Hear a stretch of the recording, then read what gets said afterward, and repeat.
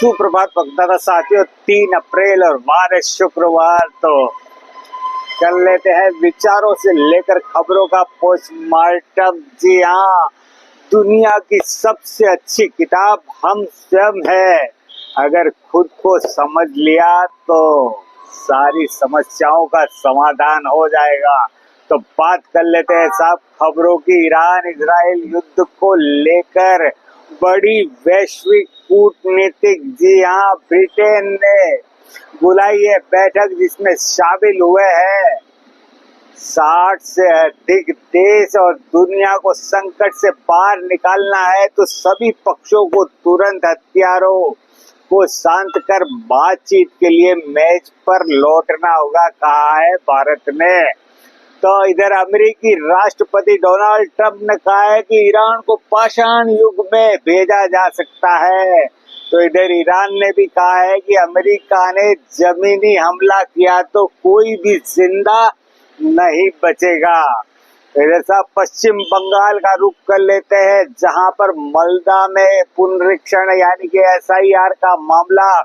गुस्साए प्रदर्शनकारियों ने 9 घंटों तक न्यायिक अधिकारियों का किया घेराव। कई जिलों में सड़कों पर उतरे हैं लोग। मामले में एक उम्मीदवार समेत 17 को कर लिया गया है गिरफ्तार। तो इधर सुप्रीम कोर्ट ने घटना की कड़ी निंदा करते हुए कहा है कि राज्य प्रशासन की पूर्ण विफलता को भी उजागर करती है। यह घटना न्यायिक अधिकारियों को धमकाने का न सिर्फ बेशर्म प्रयास था, वरन उच्चतम न्यायालय के अधिकार को चुनौती देने के बराबर। तो इधर गृह मंत्री अमित शाह ने कहा है, यानी कि ममता को ललकारा है, मैं 15 दिन तक यहीं रहने वाला हूं।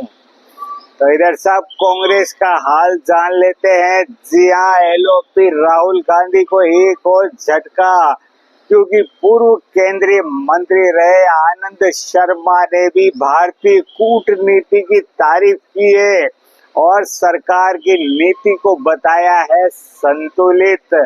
ध्यान होगा इसी तरह शशि थरूर भी कर चुके हैं सरकार की तारीफ। तो इधर साहब वफादारों का देश कोई है तो वह भारत देश है, यानी कि आप भी। जी हाँ, क्योंकि आप तो एक दूसरे पर छींटे उछाल सकते हैं, लेकिन जो ईरान के सर्वोच्च नेता के प्रतिनिधि ने कहा है आपका भी 56 इंच का हो जाने वाला है। उन्होंने कहा है कि भारत वफादारी और इंसानियत की भूमि है। जी हाँ, लखनऊ में आयोजित खामेनेई की शोक सभा में सर्वोच्च नेता के ये प्रतिनिधि के उद्गार आपको बनाते हैं वफादार। तो आप भी रहिए दोस्तों देश के प्रति वफादार।